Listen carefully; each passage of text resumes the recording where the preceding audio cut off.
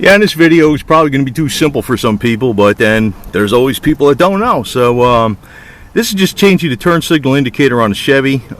It's probably good to always have like a small compact Chevy, Toyota, I don't know, Hyundai, Ford Focus, because they're a hell of a lot simpler when you take the headlight out. But this, if you notice the fast flash like that, that means obviously that the bulb is burned out because it's only on the one side. It doesn't do it on the other side. And what it is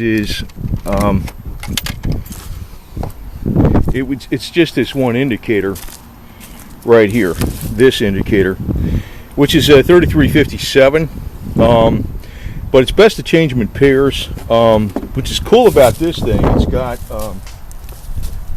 two bulbs in the front. So, but the other thing is, I'm going to tell you, when you get cars that are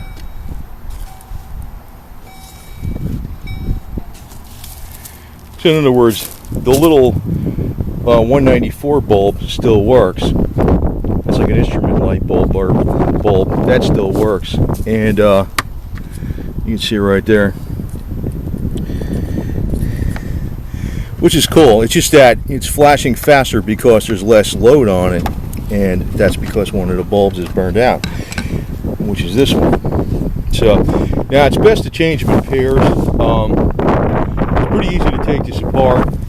You got two 10 millimeter bolts, and you got to take out this little push pin shim here, which gets lifted up. You can use a special tool, but you can use a little bit of a screwdriver to pull this up. So when you install this pin to hold down this plastic again, it presses in and it expands, and then that holds that pin in, which holds the plastic in, which is extremely simple to some people. Some people just aren't familiar with it. But I'm going to tell you one of the reasons I always opt for simple cars, besides them being cheap, and I'm used to put like serious high mileage on these cars, like 50,000 miles a year. When I was doing lots of accounting, is that everything on them is just, it's simple. I mean, it's like the car functions, the car works. I always recommend like something that everybody drives. If you start buying a Lexus, you say, oh yeah, I got a Lexus. Even when you start taking the headlight out, it gets way more complicated. So just to tell you, give you a word to the wise. So there was a bolt here that was exposed. It's a 10 millimeter, and then you had to take out this push pin and lift this up, and you got the other 10 millimeter. This, if you're looking at this screw, this is actually the adjustment for the headlight up and down.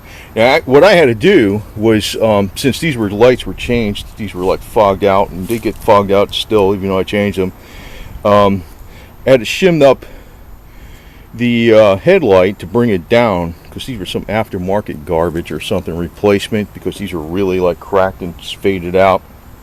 So, but what I'm going to do is, and I probably already have them in my toolbox in the back there, but I decided to get some more. Freddie McReady over here, for crying out loud. I'm going to change both sides, because even though that side works, it's probably going to burn out because this side burned out. And then I'll keep that in the toolbox, and I'll probably have an extra set in there as it is. Now the other thing is, I like putting some of this stuff. You don't need this with these type of newer bulbs, the 3357. Usually you need it with the other types that are the 1157 type bulbs that push in there, because it's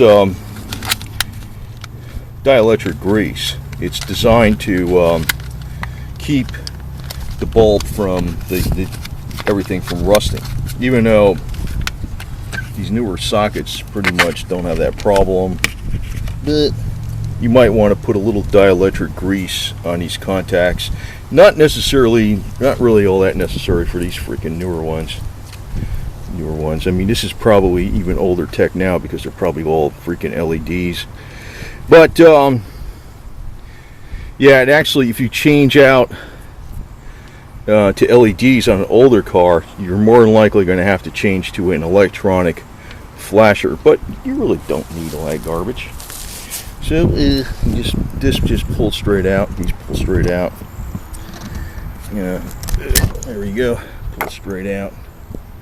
This just pushes straight in. And give it a little test fire.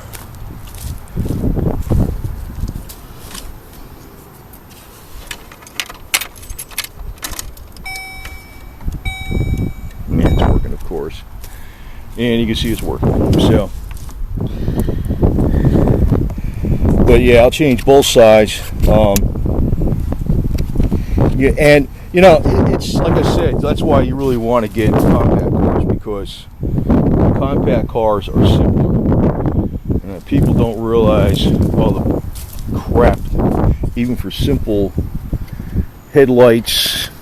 And I mean, God, if you broke one of these headlights or something on this car, like say it got a little front end damage or something like that, it's not that much money, right? It's a Chevy, right? It's a simple Chevy, right? And if you got in an accident like that with a Lexus or an Infinity, big bucks.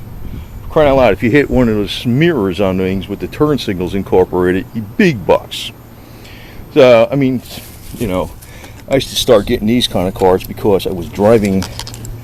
Make sure this is snapped in here all the way. Looks like it is. I was driving so many miles, and you're putting 50,000 miles a year on a car. It's like you don't want to do that on a luxury brand. Depreciates bad enough as it is. And inside of 4 years, I'd have 200,000 miles on it, but with all the oil changes and stuff, it always ran perfect. So this one doesn't have too many miles on it because I wound up getting this used with 22,000. I think it's got like 60,000 on it. So, but it's one of those what do you call it, cars?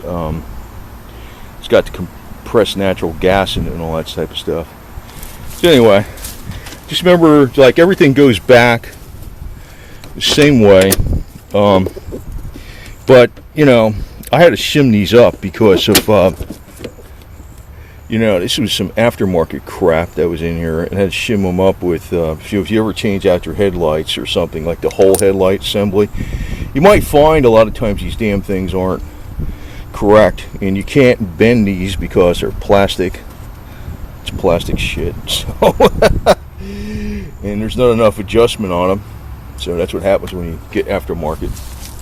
But anyway, yeah, so I'll change the other side, and then I'll have these in the toolbox, which I probably already have an extra set in there right now, and keep it going. But that's the beauty of why you want these kind of cars. Trust me. If you don't like, if they're not fancy enough, you get better wheels, and you put pinstripe on or some shit, little freaking designs and shit. That'll be all right. There you go.